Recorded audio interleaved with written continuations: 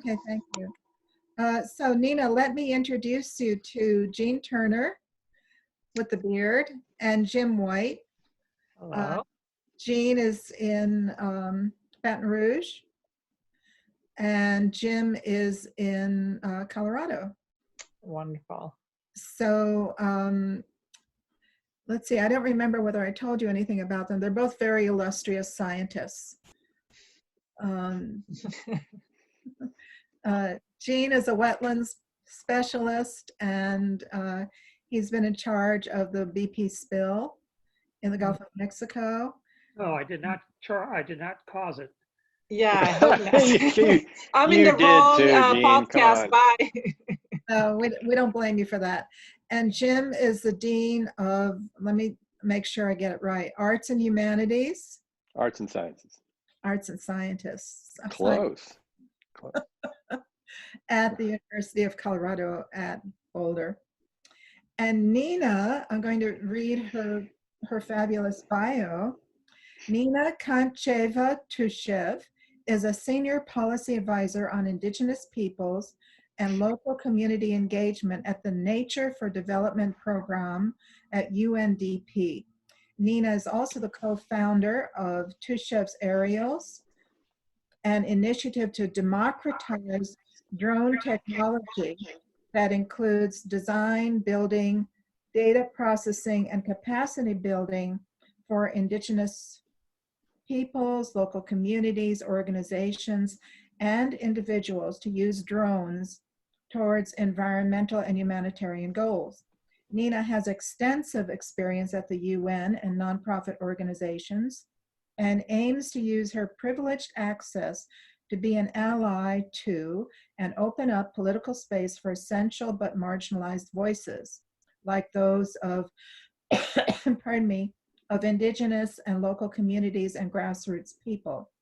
Understanding that we cannot solve the planetary emergencies of climate change and biodiversity loss without their knowledge, experience, and decision-making, Nina works to establish and support initiatives and convenings that place the needs and priorities of Indigenous peoples and local communities at the center.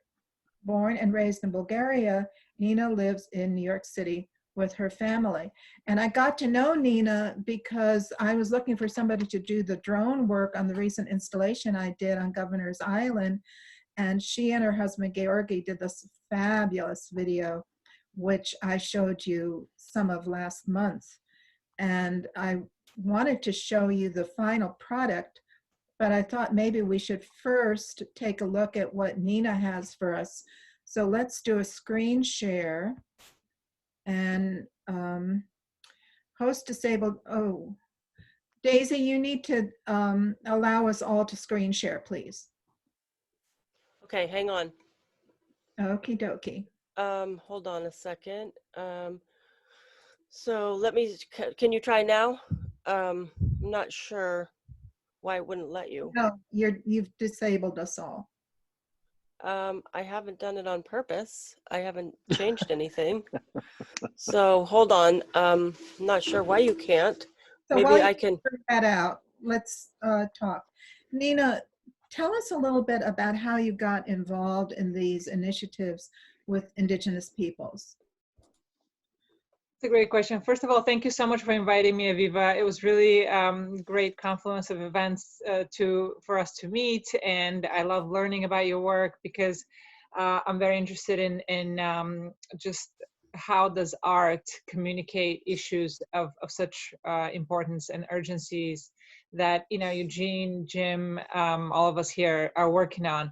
How did I get to work with Indigenous peoples? Well, I've always been, I don't know the answer directly. I can come to it by a bit of a story about my great-grandmother. My great-grandmother was the healer of our village. I grew up between a small town and a tiny village in Bulgaria.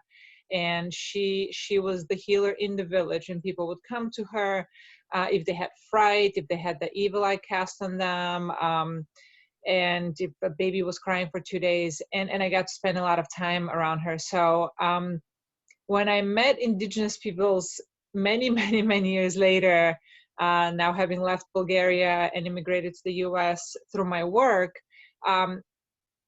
they touched me. I remembered my great grandmother. And it's one of those things that is not, spoken, but their knowledge and the way that they shared that knowledge and the way that they used plant medicine, for example, was something that touched me very deeply. So this is how I specifically found and connected with indigenous peoples. This was in 2006. I had been working before that. I always wanted to do something with diplomacy because I thought that if people talk to each other, we'll get along. Well, okay. I still believe that and still trying, but so I studied international affairs here at the New School, and I had just moved from the Bronx, where we were living as immigrants, as illegal immigrants, even in the beginning, immigrating from Bulgaria, my whole family. I had just moved to Williamsburg before it was what it is now, before there were taxis there. This is a neighborhood in Brooklyn, in New York.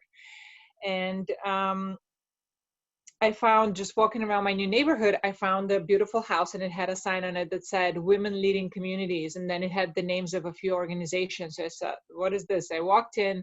It turned out it was the seat of a global network of grassroots women. And it came at such a good time because I had just started. I had just applied and been accepted to my master's program at the New School to study international affairs. So I said, can I volunteer here? It couldn't be more applicable, and I couldn't be more interested in this issue. So I started volunteering right away, and I got hired on a part-time basis. And this was the anchoring moment that gave me so much, just grounded the theory that I was learning about in practical and the faces, like, who am I doing this for? Who are we doing this work for of international development? So I spent a few years working there on global, rural, grassroots women's issues. And it just, I don't know, just an inner sense of justice to have every voice at the table, especially the voices that are the most affected. It's just so jarring when, you go to a conference and, people are talking about people that can be here. So I got very interested in making sure that the people that should speak on their own behalf should be at the table. This is probably informed by my experience as a female. I think it's no secret, that some of us are socialized to not necessarily speak out or say what we think. And that was my experience to a certain extent, and that of other women in Bulgaria. So you're helping me define, I would say, these elements in speaking to you. So from working with this grassroots, it was a nonprofit organization, and incredible experience. I just couldn't have asked for a better hands-on, go to conferences, organize conferences for hundreds of women from around the world. From there, I started working with a UN project that was a partner to that organization, and that's how I got into the UN. And that's, I don't want to take too much time with the story, but this is how I got to go to a conference in Brazil working on the Convention on Biological Diversity. This was in 2006. And that's when I was there to organize a big meeting for grassroots leaders, but it's when I specifically met indigenous peoples of Brazil that I created this connection and committed to be an ally to them within these organizations that I have access to. So I see that Daisy is still having trouble with the disabled screen. Daisy, is the screen disabled for everybody? Apparently it is. It's disabled for everybody. So even if Nina sends you the URL she wants to show, until you can figure this out, we can't do a thing. So why don't you work? Yes, I can. You can. Yes, I can. If she sends me something, or I can make her a host and she can do it like that too.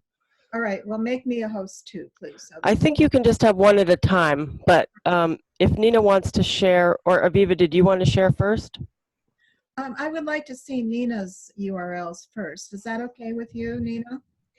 Yeah, I mean, do you want to get a little more into the, or just give me an idea of like the format? Do you want to see a presentation? I have some links, just maybe for a little more context, perhaps. Yeah. Well, as you were talking, one of the things I was thinking about was a comment that Jim made some time ago when we were talking about how we need to get a grip on environmental problems. And he said the way in was educating women. Mhm. And so I wondered whether you agreed with that, and maybe you even have something that specifically pertains to that issue. Yes, a lot. Not any of the links that I prepared, but I can share those links with you. This is through my work. So right now, as you mentioned, I work at UNDP, and on one of the core initiatives that supports Indigenous and local communities within UNDP. And it's called the Equator Initiative. Well, the Global Program for Nature for Development has different components, but one of them is the Equator Initiative. The Equator Initiative identifies best practice at the grassroots level of Indigenous and local communities that are undertaking innovative efforts, innovative scalable efforts to reduce biodiversity loss and stop climate change, basically. So this initiative has been running since 2002. It awards the Equator Prize.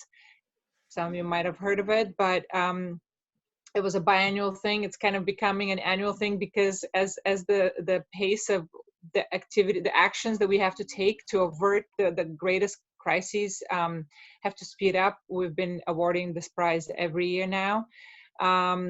It really identifies best practice at the local level.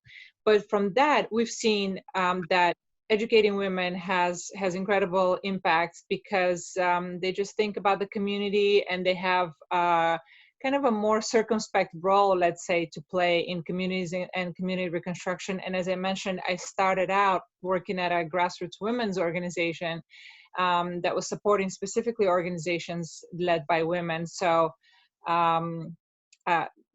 absolutely, there's so much research to support that also girls' education. I want to say something here that I've also been associated and working with Tribal Link Foundation, which is a small nonprofit organization that directly supports Indigenous peoples. And one of our flagship programs there is to do a 3-day training, which is designed by and led by Indigenous peoples for Indigenous peoples. Tribal Link organization does the logistics and fundraisers for it, but it helps Indigenous peoples know how to advocate at the UN level. So, and one of the other programs that we have there is specifically on girls' education, exactly because educating girls has such ripple effects, positive ripple effects for the community. This specifically in the Maasai communities in Tanzania and Kenya. So I want to segue before we go to your video to what your expertise is, working with drone photography. And I don't know whether you had prepared material for us to see on that, but I'm very interested in how you moved in your thinking to first being involved with, in general, women's communities, to deciding that one of the big solutions was drone photography. Yes, and I would really expand it beyond drone photography. So this is the story that I was hoping to tell, right? I didn't know anything about drones before meeting Georgie, who was the pilot and is the core technical, and hardware and builder, designer, and so on of Two Ship Serials. So I met him 10 years ago, and that's when I learned about drones. I had known about remote control airplanes, but I had never seen them. And this is like his life's work. Oh, excuse me. This is his life's work. So I got to learn how to fly them. At the time, they were not called drones. This is 2010. So they were just remote control airplanes. They were benign foam remote control airplanes. I have a model here. Like, oh wait, let me turn off my screen, my background, so that you can see it. Okay. Yeah, so something like this, right? Just a foam airplane, very light. This was something that we were using 10 years ago before obviously the word drones was in the vernacular. I learned how to fly them, but because it was not my hobby like it is his, just flying around was not sufficient for me. So I was thinking about what are practical applications for this tool.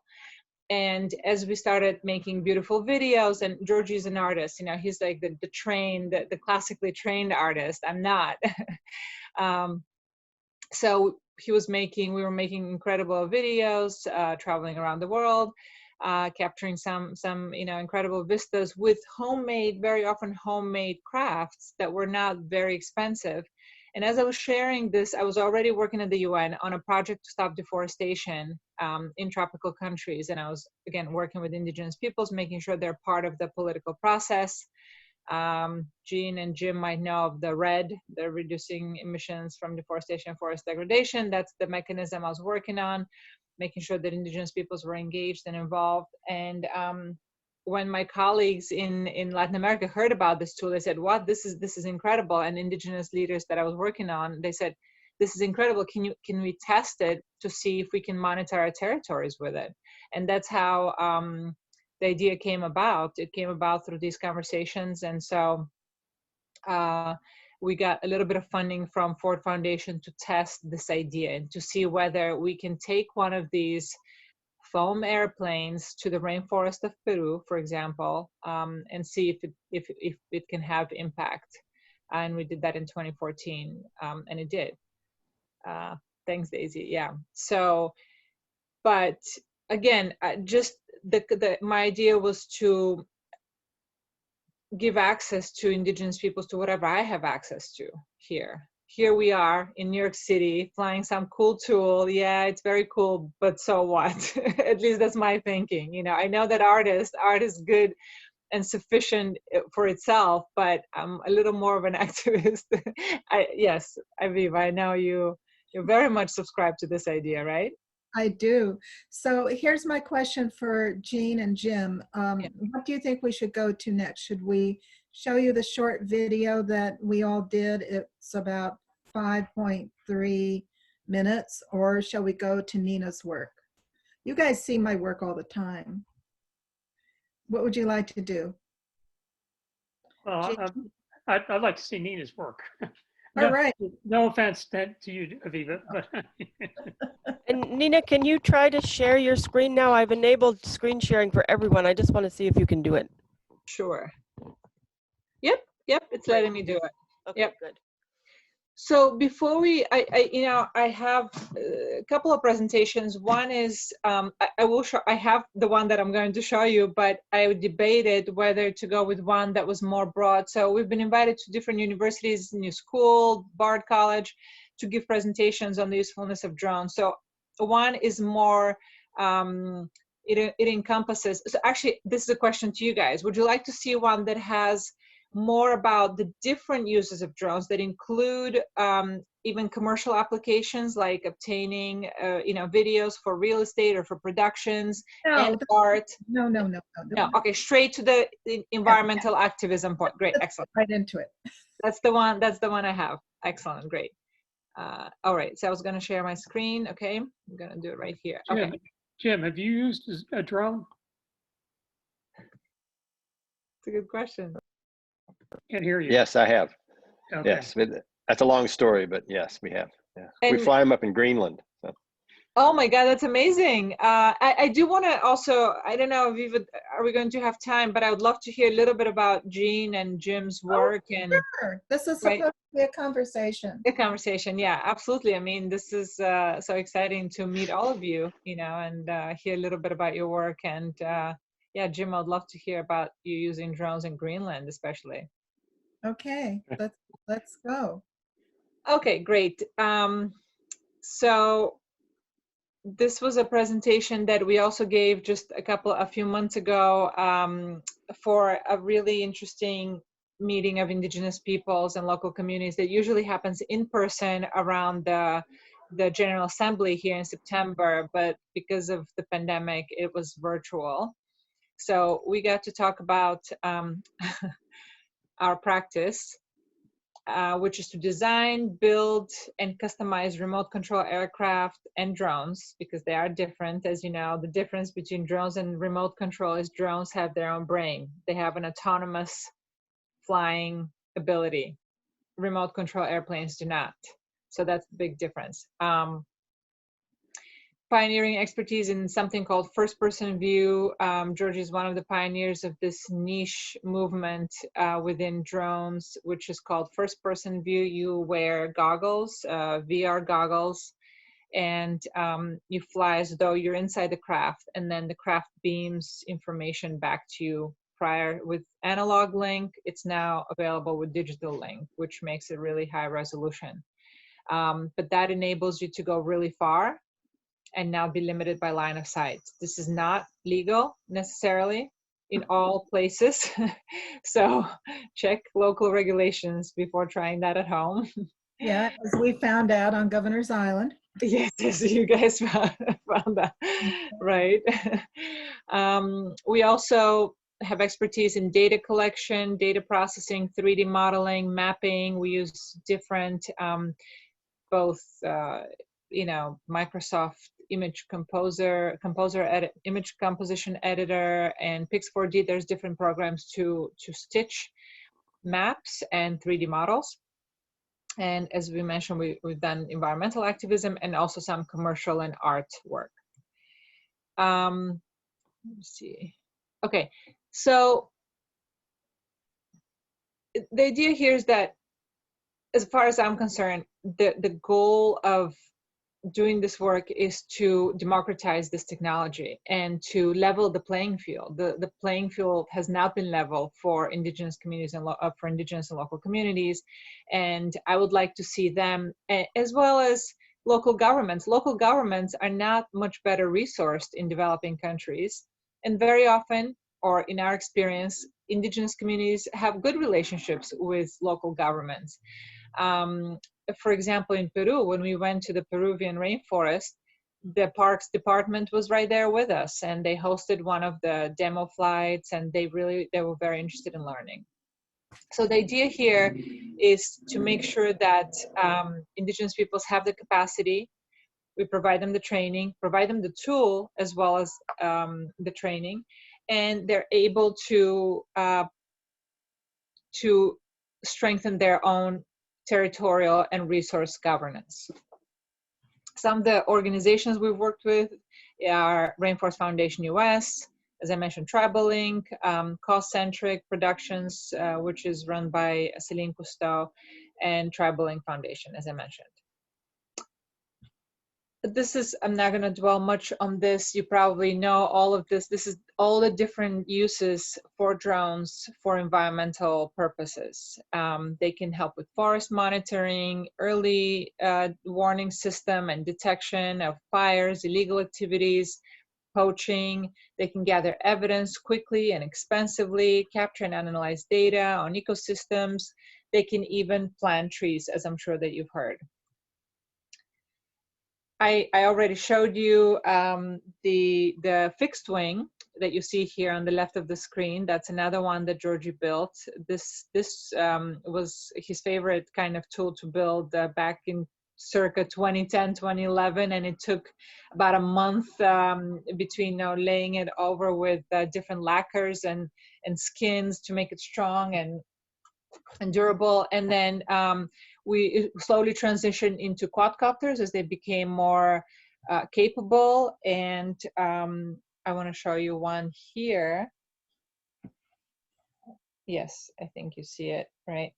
The small quadcopter, which this is homemade. This one is, again, Georgie made this one here, but they're really complementary. I see both of fixed wings and quadcopters as being very useful. They're complementary. Fixed wings can go far, but you need a clearing to take off and land, whereas a quadcopter, you don't need that. You can take off from a boat and land back on the boat.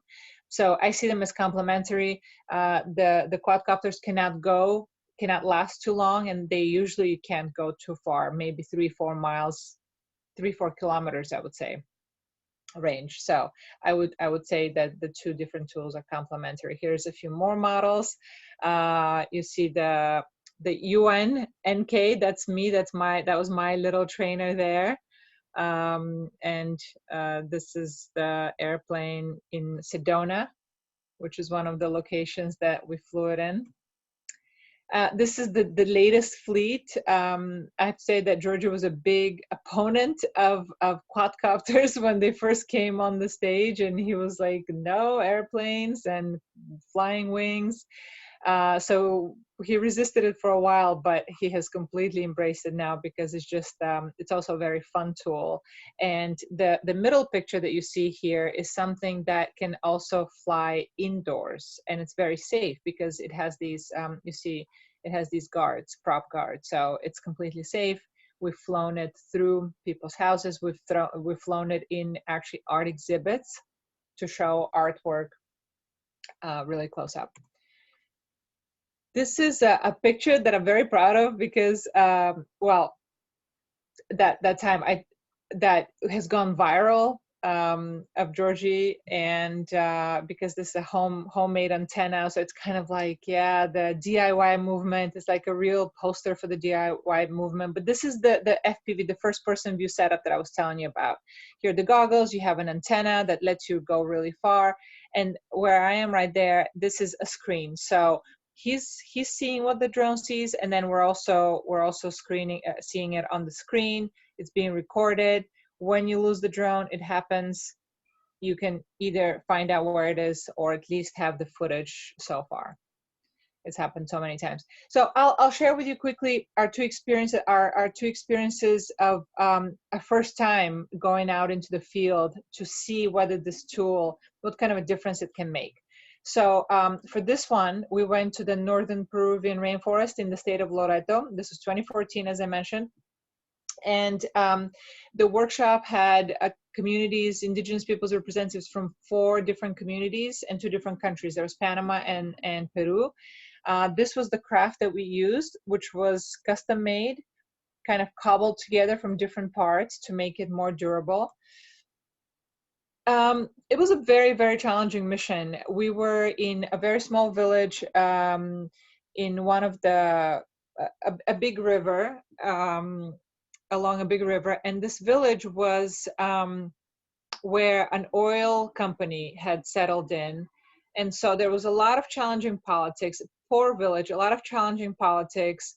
And the organization that brought us in, that was representing the indigenous peoples at that time, wanted to monitor oil spill that had happened a year ago.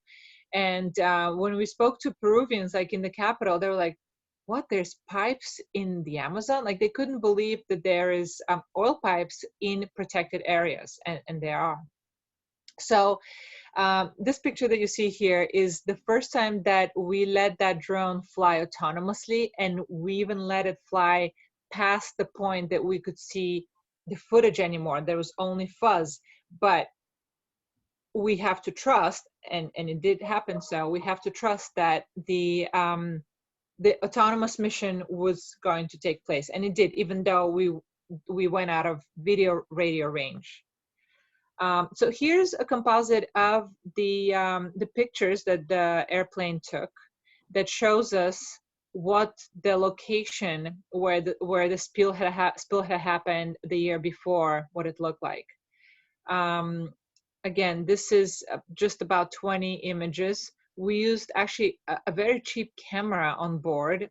We didn't put a GoPro. This was a hacked Mobius camera. And this is not a close-up. Okay, so I don't have the video here, but there's a video that I can share with you later, which shows a 3D visualization of this flight and a bit of a closer up. The closer up examination of the oil pipe, you see it here on the left, showed that basically when the Indigenous Peoples Organization reviewed this footage, which we obtained in 30 minutes.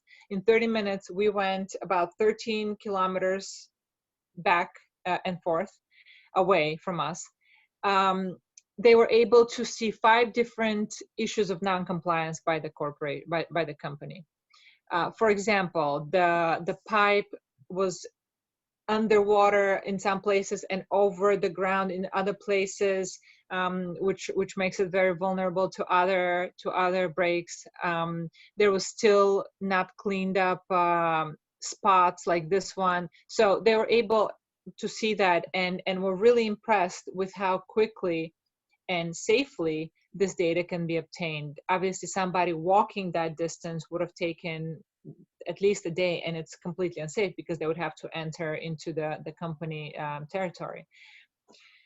So let's see, this is a video of, so the work that we started in 2014 is described how it progresses in the last 6 years in this video.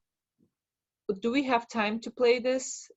Please, how long is it? We have about 25 minutes left. 25 minutes. I think it's about 5 minutes because Go ahead. I think, okay, this is not our video, but it shows you, let me see what do we have? Okay, so it shows where the work can go and what the potential of it is. So this is based on the Rainforest Foundation US came with us to that training. We later worked with them over the next 2 years to train them as well to use drones, and they've completely used that technology in their work in Panama and in Peru. And this is a really incredible example of communities using not only drones, but GPS, cell phones and satellite data to decrease deforestation on their territories. And it links to my work at the UN because one of these communities actually won the Equator Prize last year exactly for that work, for reducing deforestation from 5 to 0% on their territories. But okay, let's take a look at the video. Yes, this is all really exciting, Nina. Great, thank you. Thank you for the good attention. Okay, I want to make sure this is.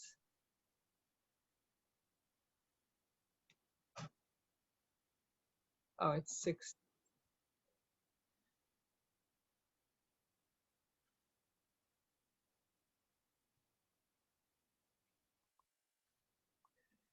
So while We're looking at your PowerPoint, Nina. I'm sorry, are you hearing it? No. We're looking at your PowerPoint. I think Oh, you need sorry. to you're not, you need to, the sharing got messed up. Oh, really? Okay, so let's see, let me stop it for a second.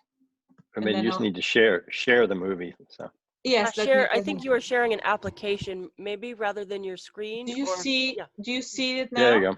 There Yeah. you Okay, go. wonderful. Okay, cool, great. Okay, so we're going back. So now we're going to watch. So this is a progression of the work that we started back in 2014. But even though it doesn't speak about us specifically, it speaks about the potential of the technology and where it's been taken, some real result on the ground. Okay. Okay. Can you hear? No, there's no audio. No audio.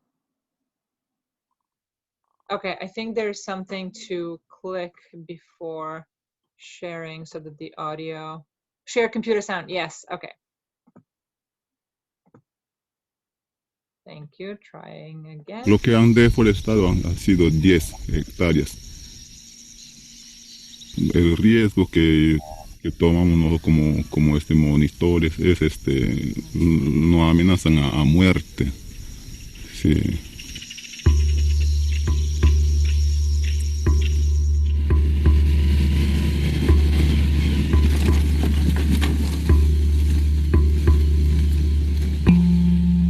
¿Están haciendo una asamblea ahorita ellos?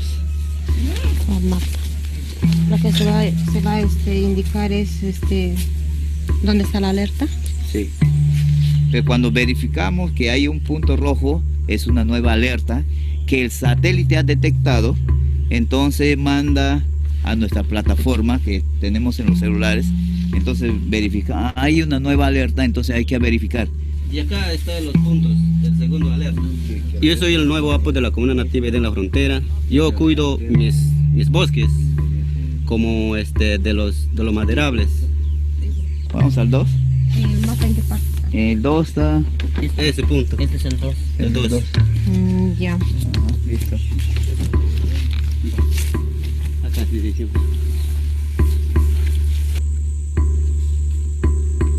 La idea es llegar a la alerta para verificar y saber de qué ha provocado la alerta.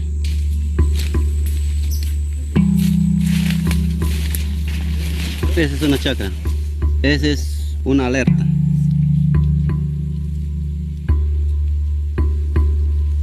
Están dañando los árboles, pequeños, delgados, así como este. Ese son para madera, para los demás que están ahorita, los hijos.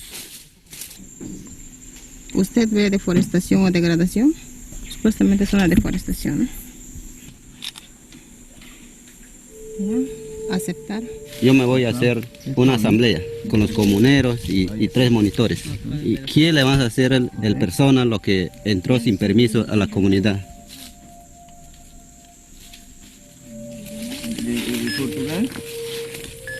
Tenemos que estar pendiente a las actividades que los monitores van desarrollando, de acuerdo a la problemática que tienen en cada comunidad.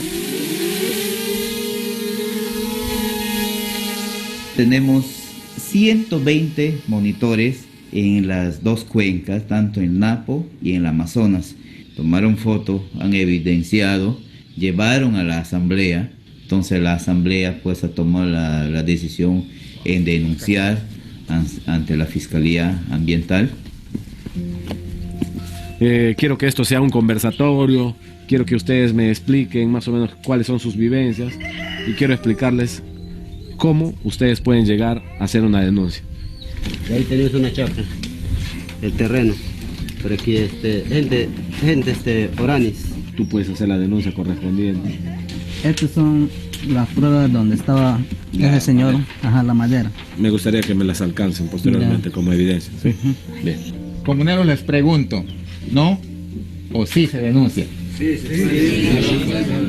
Hubo una persona extranjera, es colombiano. Él también está deforestando para que haga sus propios sembríos. Sí, eso es para que siembre ¿Qué está sembrando? Coca. No te creo. Sí. Ahora, lo que tú me estás diciendo es bastante preocupante, que están haciendo una deforestación para el posterior sembrío de coca, ¿no? Claro, porque estas personas foráneas entran y se van a deforestar y luego para los hijos, para los nietos, que quieran nada, pues. Bien. Y eso tenemos que solucionar. Entonces, estamos a la espera de que ingreses todos los documentos que me estás narrando. Bien. ¿Bien? Bien. Ok, gracias. Es un buen inicio tener un contacto directo con todas estas personas para que ingrese estas denuncias a nuestro despacho y hacer las investigaciones correspondientes.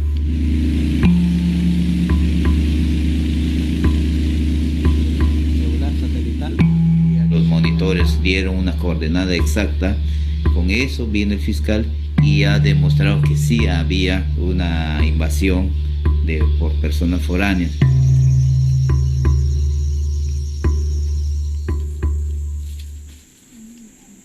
Nuestra presencia en esta diligencia fiscal es para poder sacarles algunos testimonios a ustedes si es que esta tala ha continuado o ha parado desde nuestra presencia en nuestra última diligencia que hemos tenido con presencia policial y con presencia fiscal. ¿A la fecha ha habido alguna alerta posterior a nuestra visita? Ya no ha habido más. No había más nada ya. Esas talas de madera también que hubo ya paralizó. Sigamos el mismo ejemplo y hacemos una réplica a las diferentes comunidades y eso nos va a permitir pues mitigar los cambios climáticos que hoy en día está sufriendo. Le estamos agradeciendo infinitamente al fiscal que nos está acompañando, en especial a ustedes, que ustedes mismos han tomado la decisión y hoy en día ustedes mismos también están tomando la decisión en reforestar y creo que eso merece un aplauso de parte de ustedes. Muchas gracias.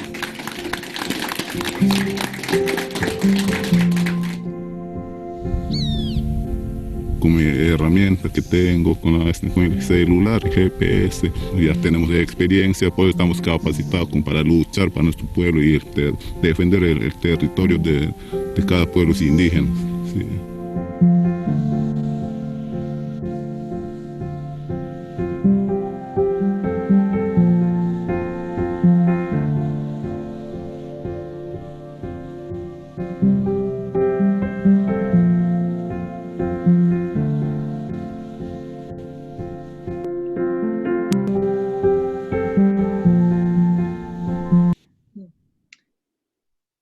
That was fantastic, Nina.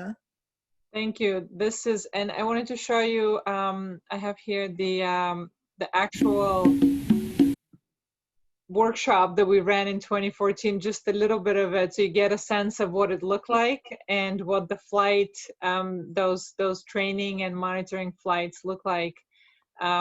Going back now 6 years ago, what you just saw is like where the work has progressed and showing some incredible results of communities using this technology. But so I want to show you. You're still able to see my screen now?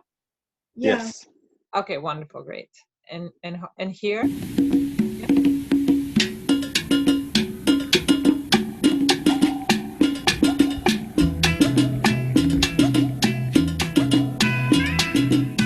Oh, we're still watching YouTube, Nina. Yeah. Yes, you're watching the video, right? No. No. Oh, what? Okay. Let me stop sharing. So I think I have to stop and start every time I want to play something new. Okay.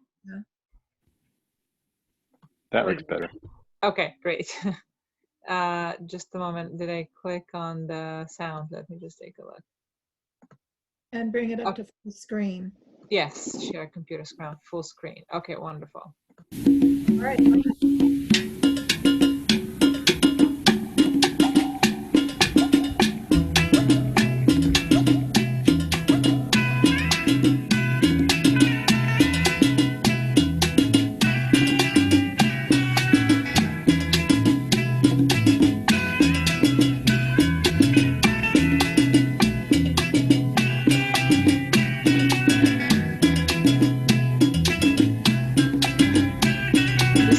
Is going to take us to that oil spill that I showed you on the image. You can start seeing the pipe there on the right side.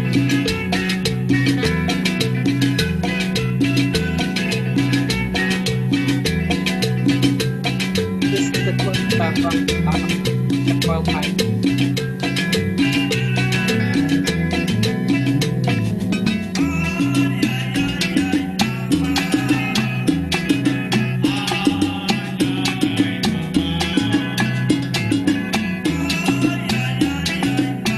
This is in the national park called Pacayas in Media.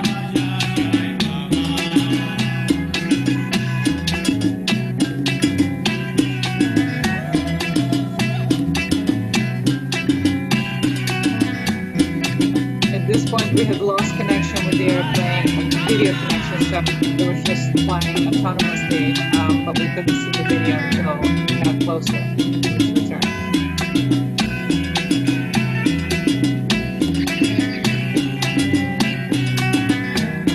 Around a little bit.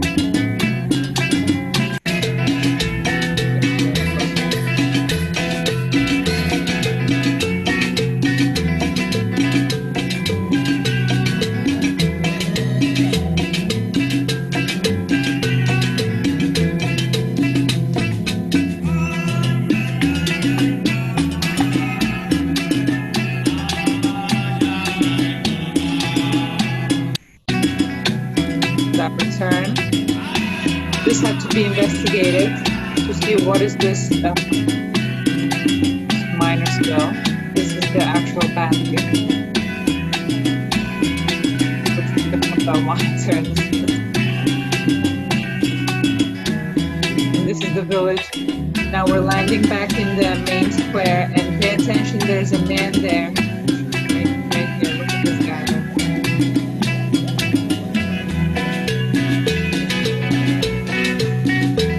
Himself on the ground.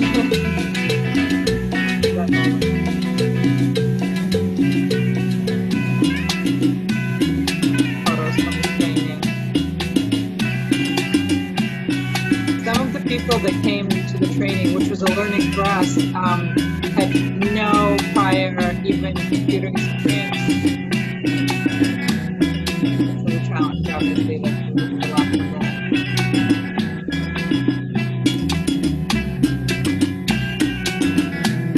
Get the idea. Okay. Great. Let me go back. So I'm going to stop sharing and I'm going to go back to the presentation. Okay. Thank you so much, Nina. I'm sorry? I said thank you so much. Oh, sure. Thank you all for your good attention. Are there any questions before I proceed? Yeah, let's talk about this. Jim, you mentioned last time that you'd been working with some drone operators, I think from a boat. Can you talk a little bit more about that in relation to what you've just seen that Nina shared? Actually, I'd like to see the rest of Nina's presentation, but no, we operate drones in very remote, very cold places, which Nina would appreciate the strange challenges we have in terms of batteries lasting for minutes. And oh yeah. On the other hand, Nina, there's almost no restriction. Oh, I don't know what kind of restrictions you have, but in the middle of the Greenland ice sheet, we have to file a flight plan, but there's never any planes. So. Oh, that's wonderful. Yeah, well, that would be a dream. Yeah, I imagine for you. Yeah. So the other experience I wanted to share is another mission that we did in Panama. The topic there was, the idea there was to monitor, there had been illegal deforestation because of cattle ranching, because of small cattle ranchers getting into the indigenous territory. So again, we worked with Rainforest Foundation US, and we went to the Embera-Wunan territory. At that flight, Georgie was by himself. I was very pregnant with our son, so I did not go to the rainforest, but I know all about it. And since it's a border territory, it's the Darien border with Colombia. Obviously, you can imagine there's lots of different challenges there, also with narco traffic and others. That the military was present there. There's like a border patrol that was present. They were also they're there to protect people, but they're also very interested in the tools. This is a composite image of 500 hectares that were mapped with the fixed wing. The map is created by 300 photos captured during 3 flights. So each flight was maybe 15-20 minutes. And you can clearly see the areas where there's deforestation because of cattle ranching. And Georgia tells me when the villagers saw, they were blown away to see how much of it there is when they saw it like this. You see on the left side of the screen here, it's that image and another composite image of another territory overlaid over Google, so that you can get a sense of the scale and where exactly it is. Working with drones, as you know, you put communities on the map literally, because in many of these places, if you go to Google right now, you still cannot see the village. It's just a smudge. So the resolution is not there, and drones gives you the ability to get really high resolution images. This is an example of an orthomosaic that was composed of over 300 photos. This is shot with a DJI Phantom, so the commercially available quadcopters. But it gives you a sense of how quickly you can do things. We mapped 15 acres in 15 minutes. This is in upstate New York, a town in upstate New York. The program that we use for stitching and doing the orthomosaic, it's called Pix4D. It gives you all of this different data like elevation and other data just from the geo data of the images. I think that's all in terms of the presentation, but I wanted to also add to this that right now where we are at with this work is that at the UN, I'm trying to create a whole area of work around spatial data, capacity building for indigenous peoples, and not only capacity building, but also how can we make sure that we take this data that indigenous peoples produce as far as they want to share it, or whichever part of it that they want to share, because there's lots of issues of indigenous sovereignty, data sovereignty that have to be respected. How can that strengthen their own abilities to monitor their territories, protect their rights, and how can it just assist us and them in the fight against deforestation and species loss? So, and there's a lot of work that we're doing on that with our team at the UN, and hopefully making sure that countries and decision makers are open to that. I have a quick question before we go back to Jim and Jean. About 20 years ago, people were doing aerial mapping and GIS of the locations of sweetgrass, which a lot of indigenous North American people use. And they became very worried about it because it became a way for outsiders to come in and extract the resources. So how are you negotiating that kind of problem?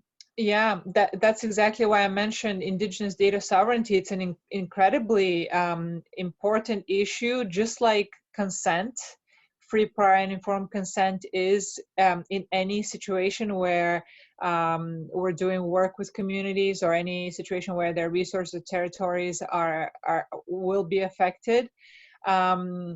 But there are guidelines. Indigenous scholars have written papers on this, exactly on some principles of engagement. They're called actually the CARE principles, the CARE principles of engagement, in exactly how do you approach indigenous communities and how do you ensure that their sovereignty is respected and it's guided by obviously their own decision making. Yeah, I don't know the specifics, but the CARE principles are really useful. Yeah. Great. Jean or Jim, do either one of you have questions for Nina? I need to apologize, and Aviva's quite aware of my ability to disappear. He's escaping. Nina, I have to. Nina, yes. So if you are engaged with indigenous peoples particularly in the North Polar region, because there's not too many in the South Pole, Yes. I'd be happy to share with you a lot of the lessons that we've learned in drone work in Greenland. I know that this is of interest to the Greenlandic people, because monitoring their country is a very difficult thing to do. Also, the Inuit populations in Canada. So I'll just tell you very briefly. I mean, cold is a big problem with drones. We had to use fixed wings. Okay. In order to be able to go for any kind of distance. The other very strange problem, which you have not encountered, I'm sure, is that the magnetic pole is too close. And oh, wow. And there are no satellites sometimes. Oh. So drones will lose their way, and then they'll try to find by magnetic pole where they are, and they can't do that either. So no. we actually we had to work with drone manufacturers to disable a lot of the fundamental software that allowed a drone to figure out where it was and find its way home. Because otherwise we'd never find it. So anyway, I do have to go. Wait. If you're going to do this with Nina, I want you to do it on another Gulf to Gulf webcast. Can we do that? Okay, that's fine. Yes. No, that's fine. But anyway, Nina, if you have any interest, just let me know. Absolutely. Okay. I would love to learn. I would love to hear your experience, Jim. Yes, please. Yeah. Okay. All right. Okay. You take care. Thank you. Right. Thank you. Bye. Bye. Bye. All right. Do you have, I'm just curious, if you had access to this kind of technology, Jean, when you were monitoring the BP spill, I imagine it would have been a very different story. Do you have some thoughts about that? Well, it would have been nice. But, they had all kinds of, everything was brand new, and they had all kinds of rules about not flying over here or there, not going out. Armed guards going out on boats saying you can't go there, where they had no authority to tell people to do that. And we got pushed off a bunch of places without legal authority, but who's going to argue with a big bore rifle? Yeah. So it would have been really nice. Now we have a person that's very good with drones in the building that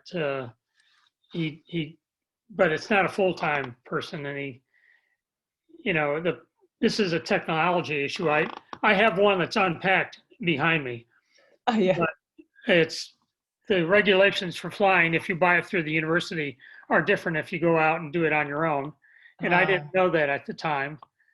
And I know for some reason people crash them into trees. And so it's nice to have a cadre of people that have done this in order to learn it.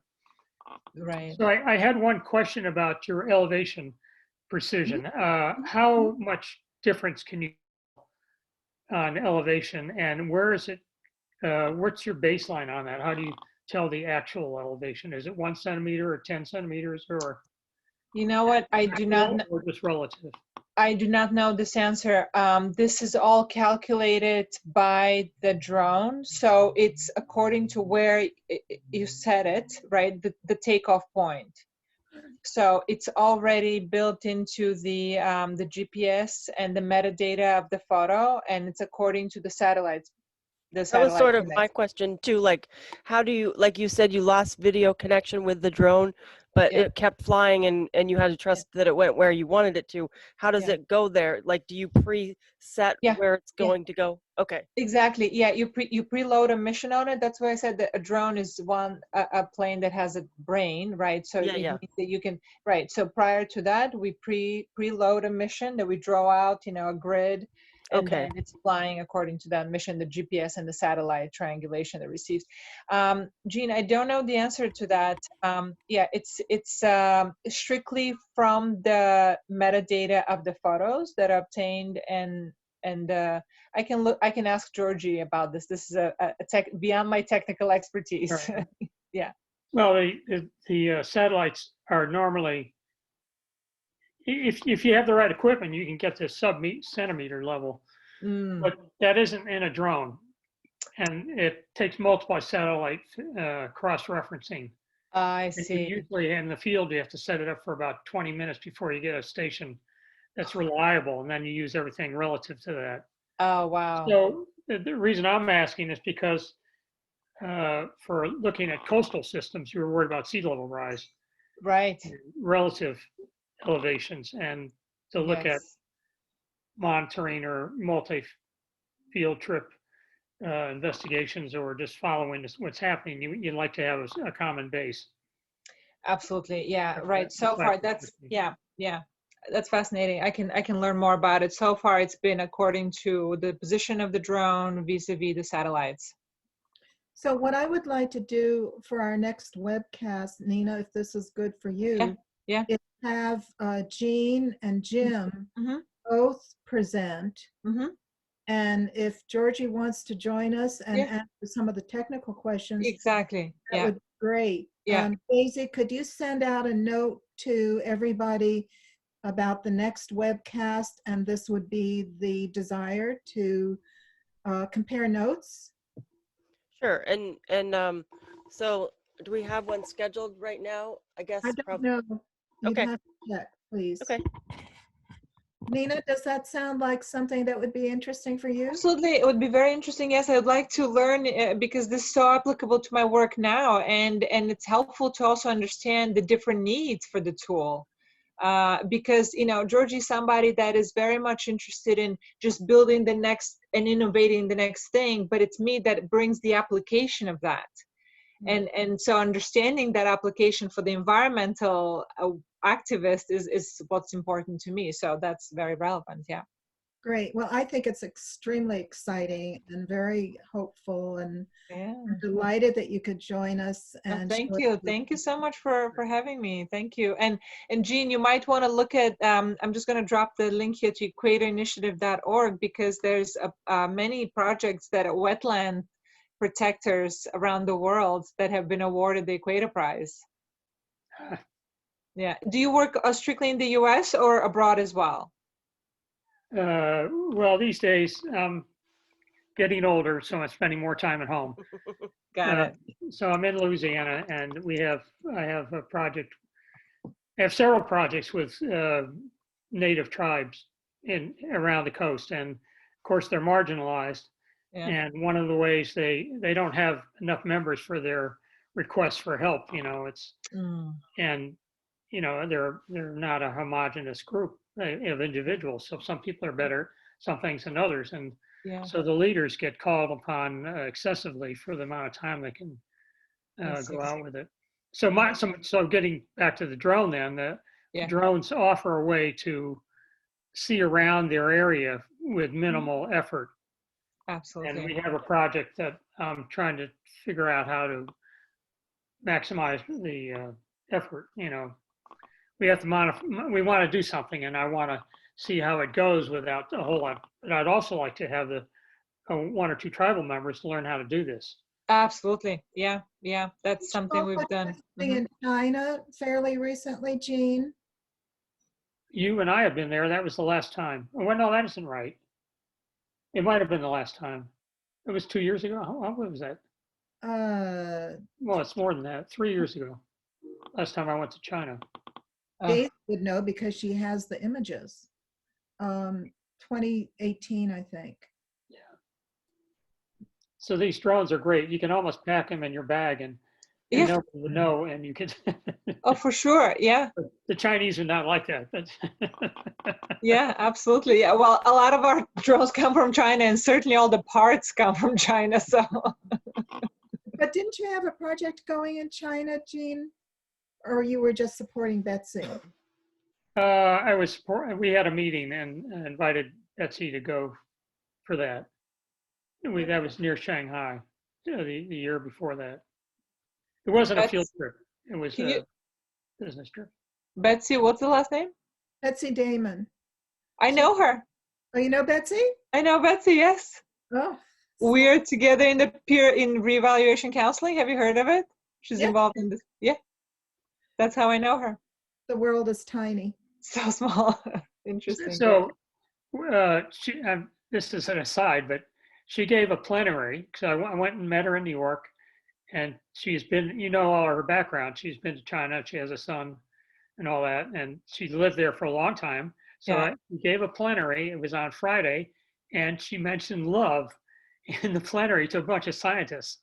And people were coming out of there saying, I don't believe it, I don't believe it. And they were enthused. Oh, they were? Oh, great. Okay, good. She did a really good job. Oh, that's wonderful. Good to hear. Good to hear. Yeah, yeah. I know she's done a lot of artwork in China. Yeah, So do you guys want to go a little bit longer, or should we close it down for the day? We usually just go an hour. Yeah, maybe because I have to get back to my work day. But I've loved meeting you, and we're going to have a part 2. We'll have a part 2. Yes, wonderful. I'm looking forward to it. This really has been amazing. I'm very excited about your work. Thank you, Viva. Yes, thanks for taking the time to share with us, Nina. Thank you, Daisy. I really appreciate it. And that's a very trippy photo there. I don't see it because I'm not sharing my screen. Oh, okay. Okay, yeah. Default image of. Yes, your default image. Yeah. And Jean, very nice to meet you. And I do hope to learn more about your work in our next encounter. That's about all I know about drones. Hey. And I'm even more honored, Nina, that you and Georgie were working with me. It was really Thank you, Viva. Miracle. It was a wonderful collaboration. I really appreciate it. Yeah. Well, me Thank too. you. A good time to ask forgiveness rather than permission, I guess. What do you think? What do you think we need forgiveness for, Daisy? Well, because you weren't supposed to be filming on right. Yeah. That's been our principle from the beginning. That's Georgie's MO. So go forward, eh? Exactly. Yeah. Yeah. All right. All right. Thank you so much, everyone. Be well. Take care. Thank you. Thank you again.